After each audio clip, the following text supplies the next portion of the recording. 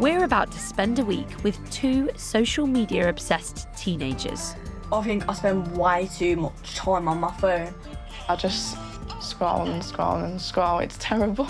What happens when they give up their smartphones and allow us to film the whole thing? I did know that I was going to struggle for like the first bit, but I didn't know I was going to struggle this hard.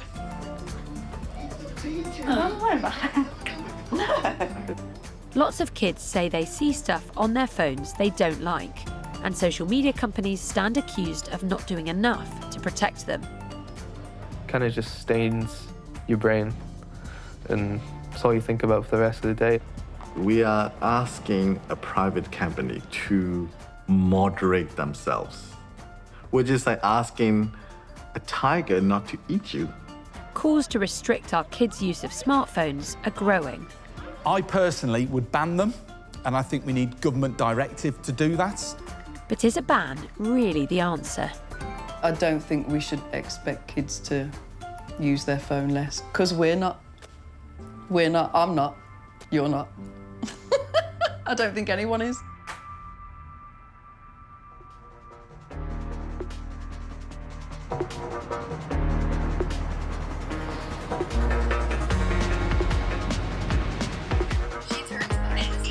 On the outskirts of Birmingham, 14-year-old Josh says he can spend up to 10 hours a day on his smartphone.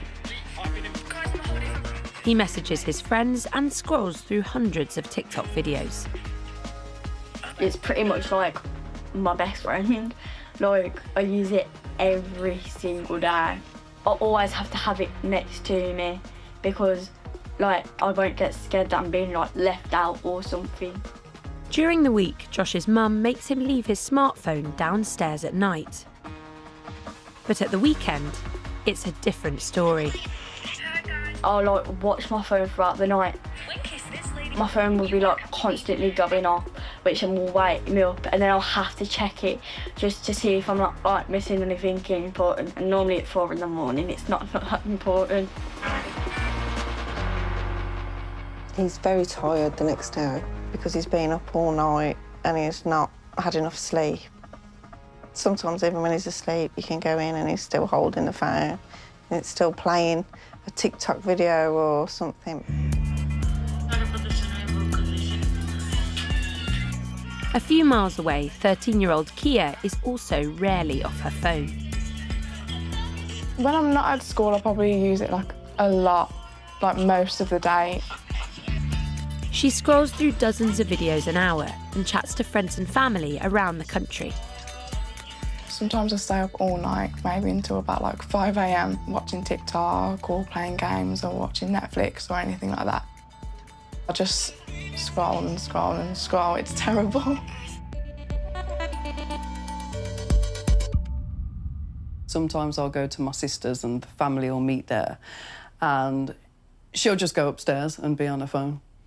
And that's the time when I feel like I would like her to just put the phone down and have her family time. Many of us are obsessed with our smartphones. But what's the impact on our kids? From looking at Kia and Josh's social media feeds, they're not seeing anything that's too bad. But as the BBC's disinformation and social media correspondent, I've seen countless harmful posts that many teenagers have been exposed to. And I've investigated the part they've played in violence, suicide, and even murder. A third of 8 to 17-year-olds in the UK say they've seen something worrying or nasty on social media in the past year. What are the things that people are most worried about? People are most worried about violent content, and what we hear from children as well is that it's often the case that they see this violent content as unavoidable.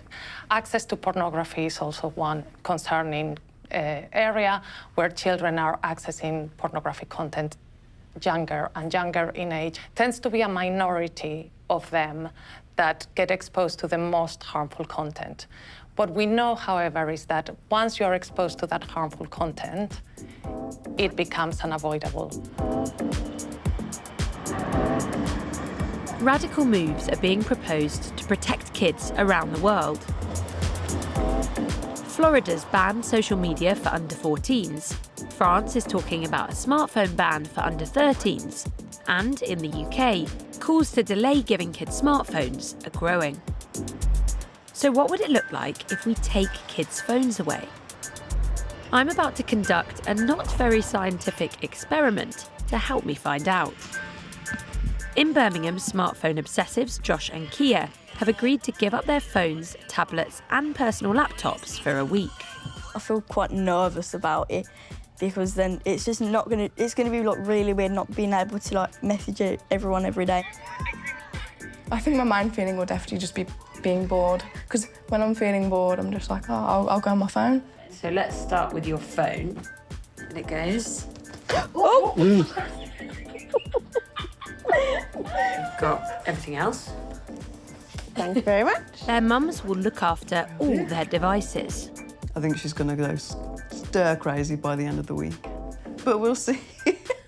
I'm quite excited to see what's going to happen. I'm not going to lie.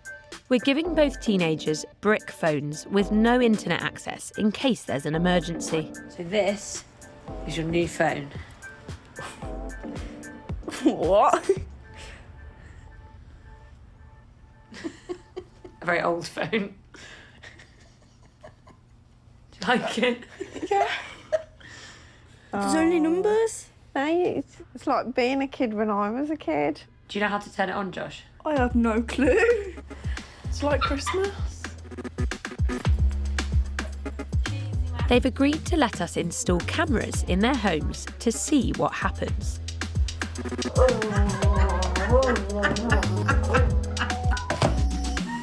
That's too big. That one's too big. That one's... Good night.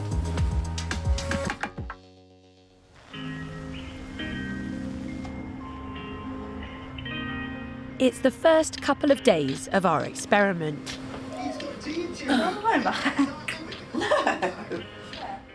Josh used to be woken in the night by friends' messages, but now he's sleeping better and starts the week with purpose. My day was like a lot more productive. Like I ended up writing a to-do list, and at the end I was just so impressed with myself. Let's write a to-do list for tomorrow. I cleaned my room, like got the vacuum out and everything, and got the polish out.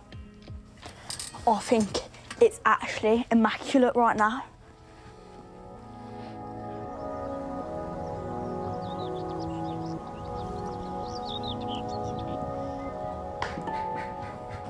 Did you get my table? Yes, because I'm not you. I don't forget everything. Across town, Kia's finding the first couple of days more difficult than Josh. As soon as you left, I felt like I was just like, I need my phone. And yeah, I was complaining a lot. So, back at I just describe it as bored and irritable. I don't know what to do. What about? I just don't know what to do. Find something to do. Around 2/3 of 12 to 17-year-olds in the UK say being online helps them build or keep friendships. Many of Kia's friends don't live close by, so without her phone, she feels lost. I'd usually just FaceTime my friends, and I was missing that the most. I love FaceTime with my friends and just playing like games with them. She's agitated in a way. She's a little bit more snappy as well. It's not easy for Kia because her mum's on her own phone all the time. We all use them now to do everything from paying bills to ordering food. Tonight, dessert's on the menu. What do you want? I need the phone to look. You're not allowed. No, but I can't choose when you're just reading it out to me. I think right now I'm jealous of her because I can't go on my phone. Oh, I need to look. We'll have a look then, but you're not touching it. Okay, I won't touch it, you move it. I'm not gonna touch it. I didn't know that I was gonna struggle for like the first bit, but I didn't know I was going to struggle this hard. Oh no, get off. What are you doing? Can you go across? You millennials. If we took phones away from children, I don't think we would overnight have happier children. Young people say the phone is the solution rather than the cause of the problem. So it's how they relax when school is stressful, or how they get in touch with their friends when they're feeling lonely or worried about something. It's one thing to control how much children use their phones at home, but what about at school? Guys, put your phones away, please. Here at the Q3 Academy in Langley, just outside Birmingham, head teacher Peter Lee oversees a strict policy. Good morning. Are we Langley-licious today? At the start of every day, students' phones are locked in a safe, and phones found after this are confiscated for 5 days. I can see the kind of the criticism at times is it's draconian and so forth. I think, however, the benefits outweigh the negatives. The benefits for me are disruption-free learning. You know, I've visited some schools that allow children on iPads or their own devices at lunchtime, and they're just sat on a phone. Studies suggest it's too early to say whether taking away smartphones completely would improve performance at school. But students here say giving up their phones during the school day helps them focus. Social media is very addictive. You just sat there scrolling, and then the next thing you know, you've got like 3-4 hours. I just watch recommended video and I'm sat there for ages. I'm like, just one more minute. Yeah. One more minute turns into another hour. Many teachers are also worried that kids are being bullied on social media. Here at Q3 Academy, taking phones off students during the day doesn't stop arguments kicking off at night. I would say 50% of our pastoral issues that the team deal with come from overnight or over the holiday especially, that have happened on social media, and then parents are saying this child said this about my child, and it's all on kind of WhatsApp or Snapchat and so forth.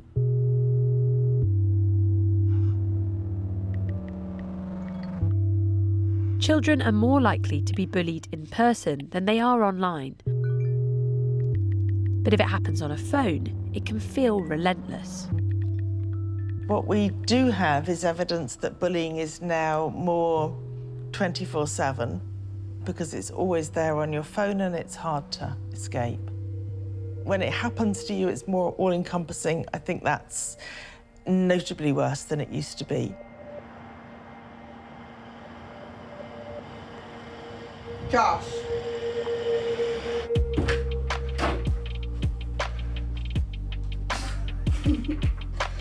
In Birmingham, Josh has resorted to desperate measures. My mumsy is the best. I don't have a phone. I am losing the will to live. I do not have a phone.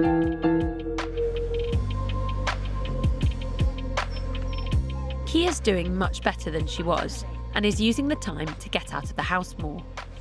I love being outside, and I love going out for walks, I love going out to eat, I love going out shopping. It's actually a really nice day. Only a quarter of kids in England today say they play out on the street, compared with more than 3/4 of 55 to 64-year-olds who say they did. More cautious parenting plays a part in that. A lot of Kia's life is on her phone, simply because I don't let her hang out on the streets with her friends. Like, if she wants to go out with her friends, no problem. I'll go and grab your friend, I'll take you to the cinema, I'll pick you up afterwards. It's been good to just go out for a walk and spend time with my dog and my mum, just relaxing.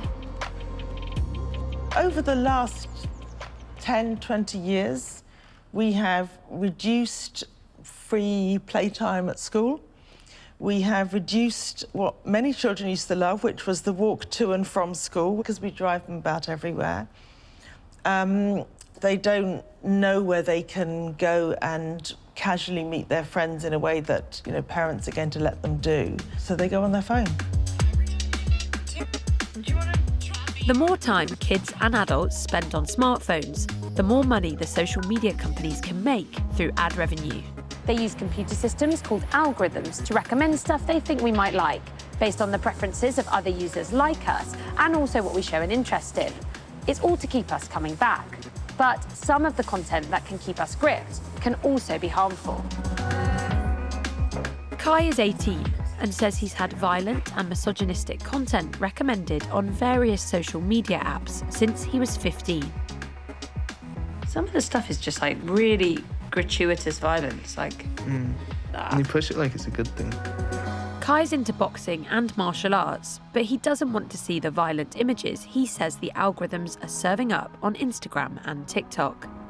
Think back to when you're about 16, 15. What kinds of stuff would you tend to see on your social media feeds? All sorts, to be honest. It's like you just scroll, you know, you get a video after a video. It could be a dog, and then next minute it's just someone getting run over or a car crash or something like that. It's out of nowhere, spontaneous. Is it like you search something and it's come up, or is it like unexpected? On your feed, it escalates very quickly. You could like it, or you could comment your opinion, be like, I don't agree with this, but you'll still get even more and more and more and more and more. Kind of just stains your brain, and it's all you think about for the rest of the day. Like, I've tried like putting a little not interested thing, but then 3 videos later you'll get another one. There's nothing you can do, and it feels it's just weird. It ruins your mood, it makes you a bit numb, like, desensitizes you to everything. Kai's noticed how constantly watching harmful content can distort the views of young men his age, including about women. You're hooked on it, and then you watch it and you like it, then you'll get another video on it and another video on it, and all of a sudden it's your whole personality, it's your whole opinion, it's everything. Kai says his feeds look very different from those of girls he knows the same age. Why is that? Andrew Kwong worked at TikTok in Dublin for 18 months until 2022, as part of a team focused on protecting users. He and a colleague decided to check out what users on the app were seeing, including some 16-year-olds. If you're a female, a 16-year-old who live in London, they're just usually interested in the pop singers, the songs, makeup. Whereas it's very different for a teenage boy. And so stabbing, knifing type of content, sometimes sexual content, and of course, mostly with the misogynistic, sort of controversial hate content as well. Most content which is removed from TikTok for breaking the rules is done by artificial intelligence. Tricky judgment calls, though, require human moderators. TikTok says it had specialist moderators when Andrew worked there. He says he proposed hiring more. At the time, they were just like, great idea, good job, but it's too costly, we're not gonna implement it. So I was like, okay, I was kind of expected that, because if something involved an investment, and quite a lot of investment, and a change, it's very hard to persuade people. TikTok says 40,000 safety staff work alongside innovative technology, and it expects to invest more than $2 billion in safety this year. It says it doesn't use gender to recommend content, has settings for teens to block content that may not be suitable and set 60-minute limits, and doesn't allow extreme violence or misogyny. Meta, which owns Instagram, says it wants to give teens positive and age-appropriate experiences. It says it's introduced over 50 different tools and resources, including for parental supervision, limiting screen time, and reducing sensitive content.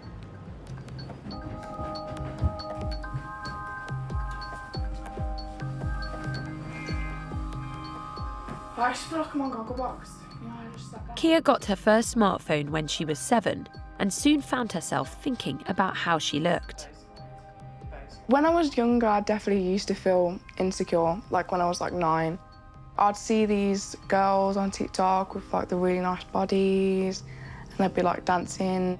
I used to wear baggy clothes because I thought that it was disgusting to be fat. And I used to think I was fat when I wasn't.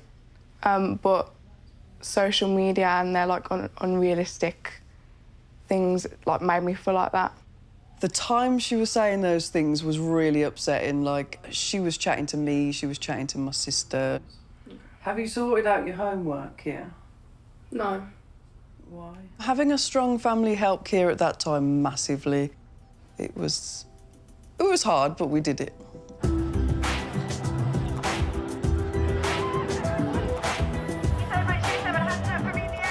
those in favour of banning smartphones for kids say they're fueling a child mental health crisis. Being a teenager is a really hard period of everyone's life.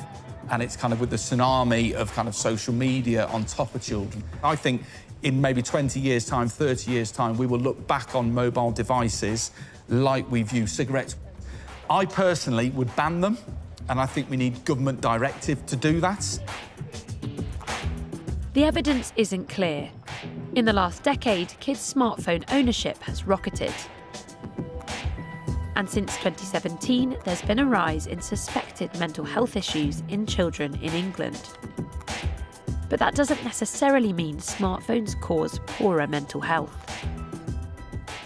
There's no convincing evidence for a causal link. We've been looking at this from a research perspective for years, if not decades, and we've not found those clear, like smoking gun, causal effects. When we do the surveys of young people's well-being, one of the top anxieties they report is academic pressure, which is definitely increased.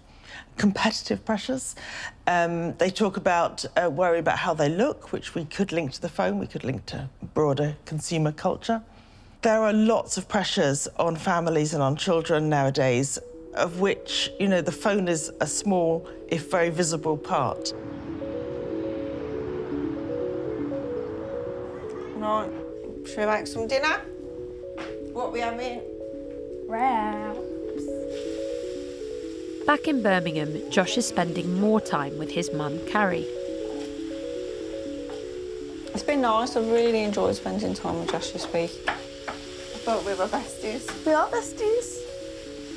I don't usually cook with my mum because I'm always like thinking I've got more important things to do on my phone than I actually do.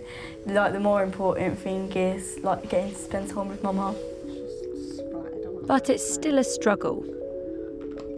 Do you feel like you're missing out because you've not got your phone and everyone else is still talking to each other? And yeah, I do. Because especially like this is a generation where like everyone speaks on their phone.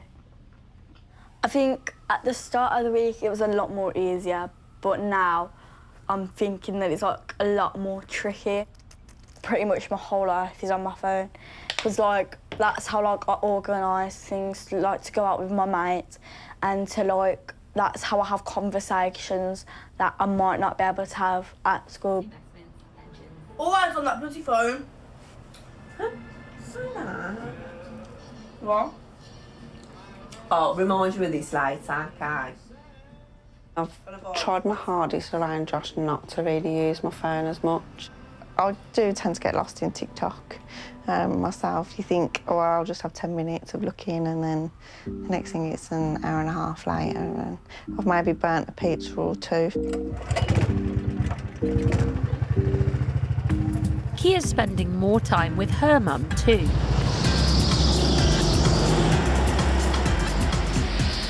Vienna works at a go-karting track, and she's brought Kia along to stop her feeling bored.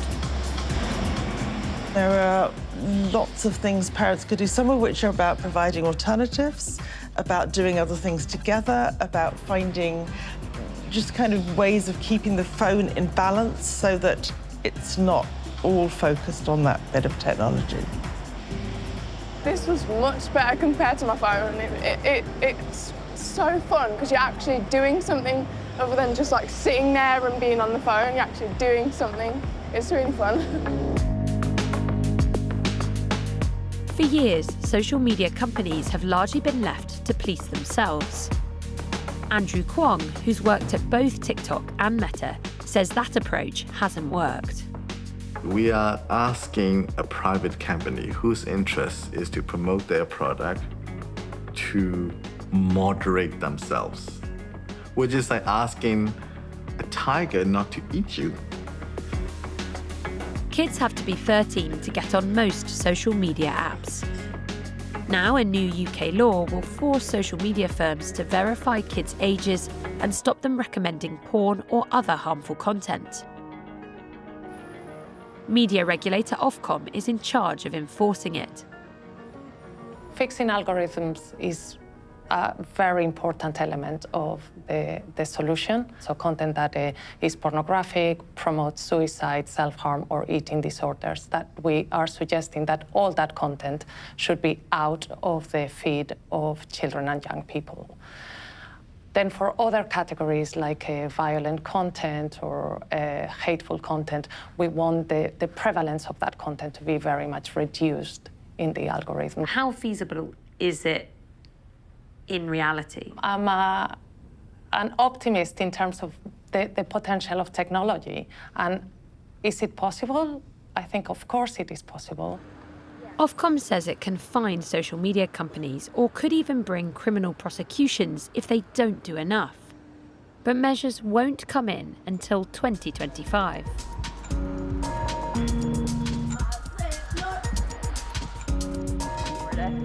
It's Saturday and I get my phone back today. The week without smartphones is over. How do you feel? Excited. And there you go. Get to hold my phone. First up, I'll cry. On WhatsApp, I've got 62 messages from my drama group. It's so overwhelming checking everyone's messages. Makes me feel like good again. How does it feel having it back and seeing all the messages? I feel oof. I love it. I'm very happy that I finally got it back. I'm a little bit worried that we've already lost him back to the world of the phone. Like I've realised that social media is just not that great. I feel better when I'm not just scrolling and scrolling endlessly for hours.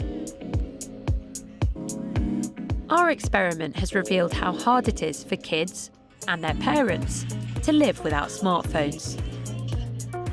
I think the focus on bans is maybe the wrong thing at the minute. This thing that we've got in our pocket is amazing. Of course there are going to be benefits to that, but there are negatives there as well, and we need to consider what the balance is between benefits and risks. What many teenagers want is to keep the good bits on their phones and get rid of the bad bits. Ofcom says social media companies need to give kids more power to decide what they don't want to see. If I say I dislike it, you can stop showing me now. I feel like social media companies don't respect your opinion. Our phones are here to stay. Now the pressure's on to make sure kids can use them more safely. I don't think they should take away smartphones for kids. I think they're great for learning. I think they're great for socialising for kids that can't go out. I don't think there's any comeback from how far we've gone into the digital world. And hopefully they'll just find ways of making sure that the younger kids are more protected than they have been in the past. Good night.